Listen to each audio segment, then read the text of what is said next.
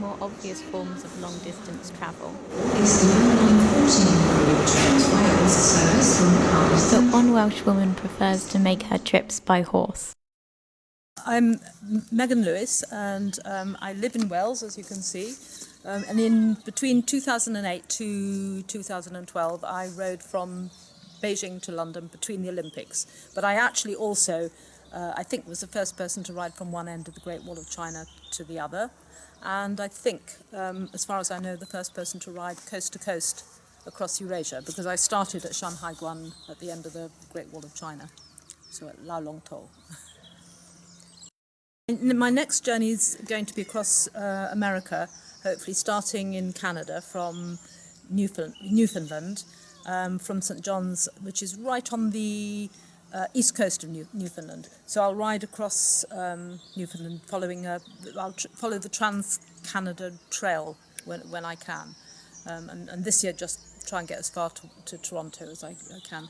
And I've bought a couple of ponies on Facebook to do it. So they're waiting for me in St John's. We may be done. I've got my horses on it, but also other people keep sheep. Yeah. I used to keep sheep here, but as I said, now I don't keep sheep myself. But other people, sort of relatives and friends, they keep sheep here. Yeah. So they pay me for that. I don't know where they are. I'll see if they're on that side.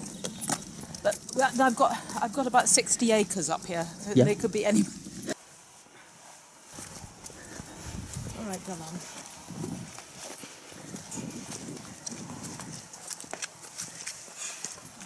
I'll let you go.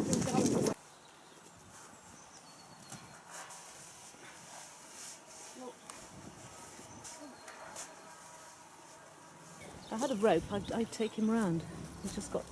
He's got mud up all his legs because he's been walking up and down the fence because he wanted to get back out to these ones. You're a silly boy, aren't you?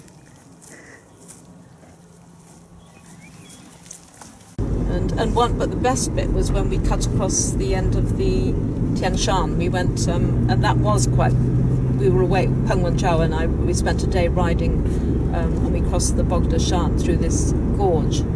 And we were riding for about 9 hours. We didn't see anyone. There was no water, nothing. We just fed the horses and gave them a lot of water, and we rode through this gorge. And eventually, when it was beginning to get, late afternoon, we came to a river, and there were people there and things. And we started when the sun came up in the morning. Yeah. And we finished when the sun went down in the evening. We got to the road.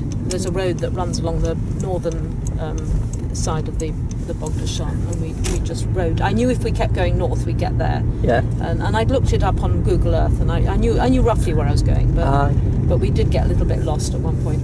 Thank you, Dovey. Good